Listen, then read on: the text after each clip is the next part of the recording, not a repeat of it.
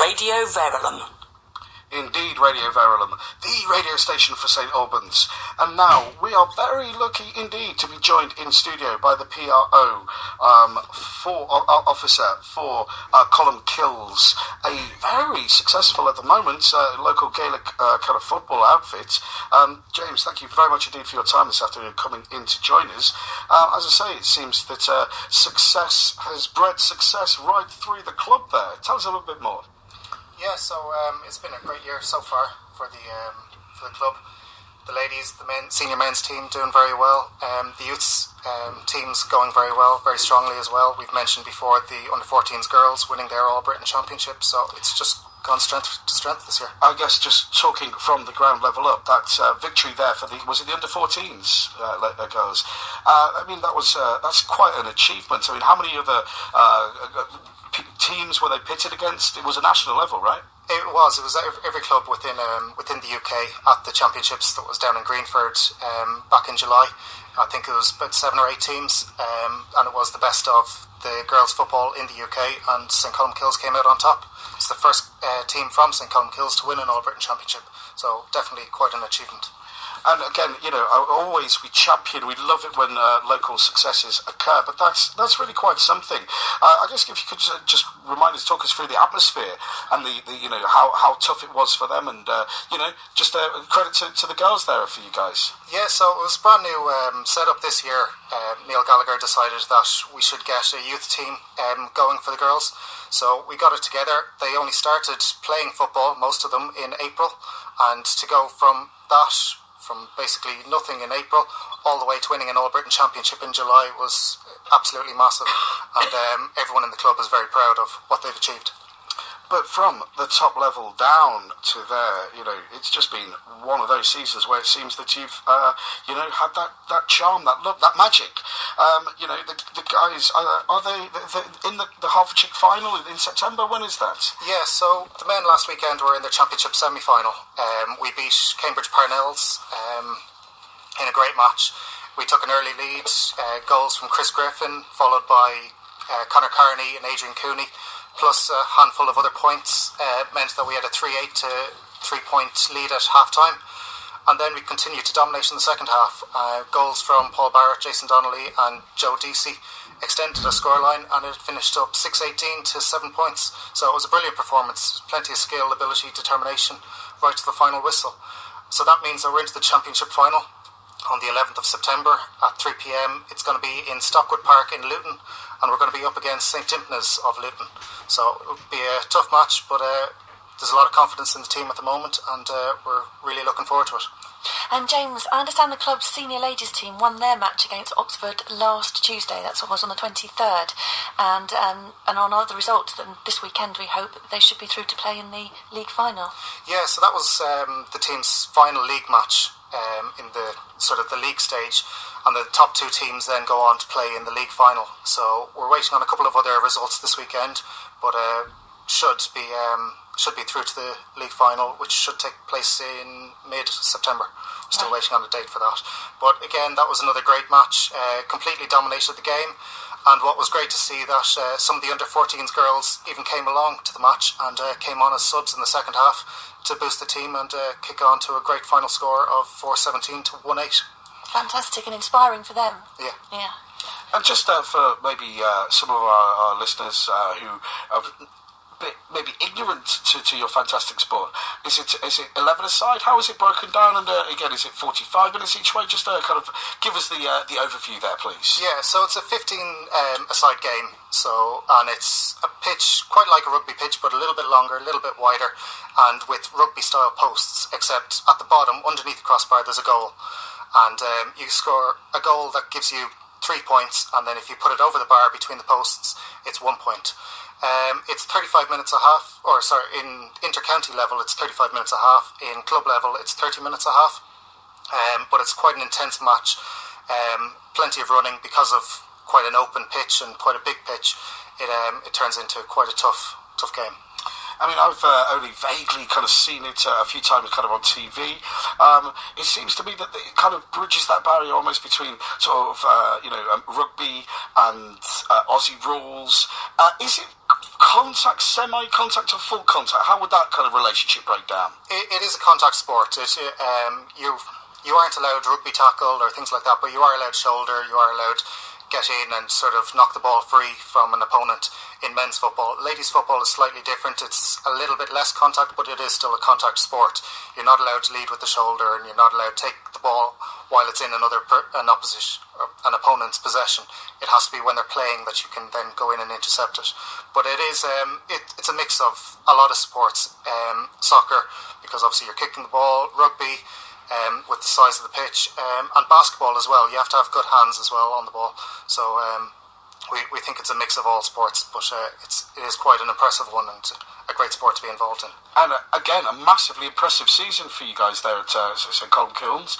If you're listening right now, maybe intrigued, want to kind of come along and support, or maybe get involved next season as you go from strength to strength, how can you do that? Where do you play? Is there a website? Yeah, so we're based down at the St Albans Irish Club in Colmcilles, London Colony. It's just off the 414, opposite Eilish Nurseries, if you know that. The men train Tuesdays and Thursday evenings, 7:30 to 8:30. The ladies train again Tuesdays and Thursdays, 7 p.m. to 8 p.m. And it's welcome to all. If you're interested, getting involved, come down, meet us, get involved.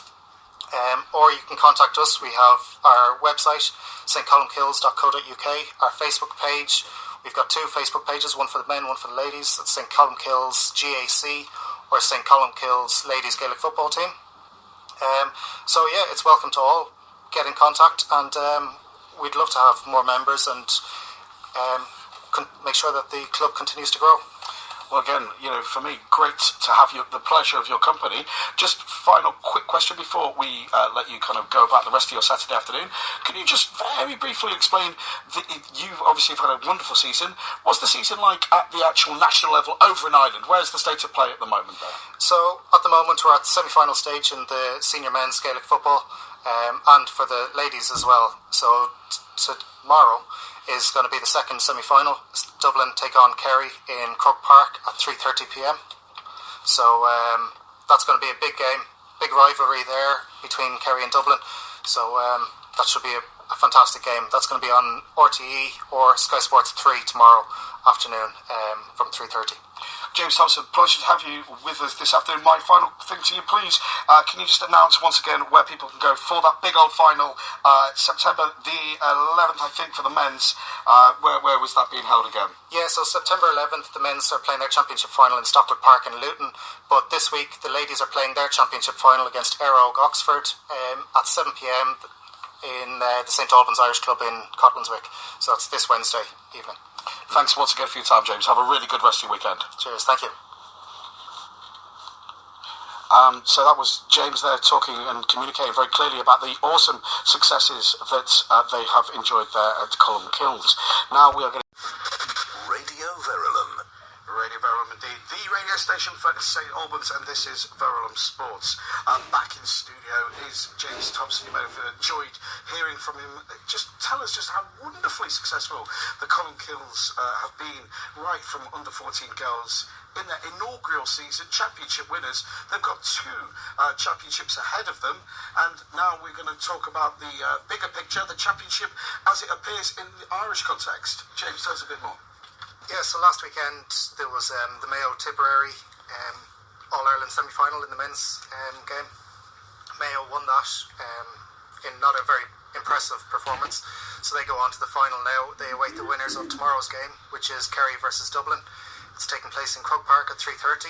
There's a big rivalry between the two teams that goes back to the 70s especially, but Dublin have dominated in recent years, especially last year's final, which Dublin won, and Kerry will be looking to put that behind them and put on a big performance tomorrow and get to the All-Ireland final. Yeah, and James, just talking about Mayo for a few moments, they're the perennial sort of losers in finals over the years, and I know I have one recollection of a particular game I was at a few years back, but I think they've been to something like 5 finals in the last 7 years or something like that. It's something like that, yeah. It's or I think this is their third final in 5 years. Yeah. But I certainly remember about 7 in my lifetime, and they've come away runners-up every single time. So that's right. And some of the games they should have won. I was at a particular game where they were 8 points up with 10 minutes to go, and they managed to draw the game, and then they lost the replay, and you know who they were playing against. Yeah, we won't go there. But everybody's saying about the other semi-final, which is the big game, Kerry and Dublin, and basically whoever wins that will go on to win the All-Ireland. It's looking that way, yeah. They are the two strongest teams. They're both provincial winners, which Mayo aren't. Mayo came through the back door. So it is looking that way. Whoever comes out on top tomorrow will definitely be favourites come the All-Ireland final. Yeah. And moving along to hurling, the hurling final, which we already know who's in that, and it's the two big teams again in hurling. It's Kilkenny and Tipperary. Yeah, so that's going to be a massive clash. Two absolutely brilliant semi-finals this year between Kilkenny and Waterford, and Galway and Tipperary.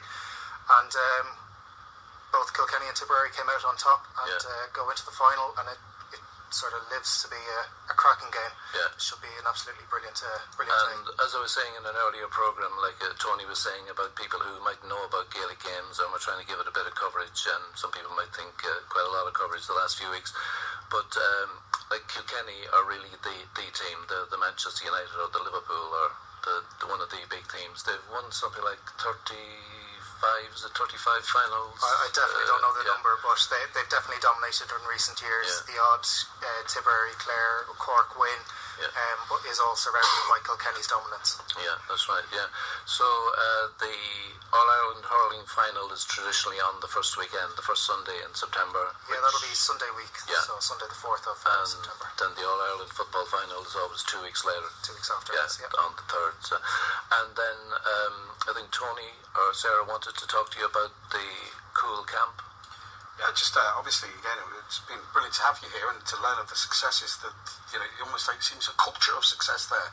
But just tell us a bit more about the camps that are coming up and how we can get involved and what it's all about. Yeah, so we talked earlier about how to get involved at an adult level, about the men's and ladies training, but the Cool Camp is really the grassroots. It's where you start off, and it's a great opportunity for kids between the ages of 5 and 14 to get involved, boys and girls. So this week is our Cool Camp, which is basically a Gaelic football summer camp. It's Wednesday to Friday from 10 a.m. till 2 p.m. It's down at St. Albans Irish Club in Cotlinswick.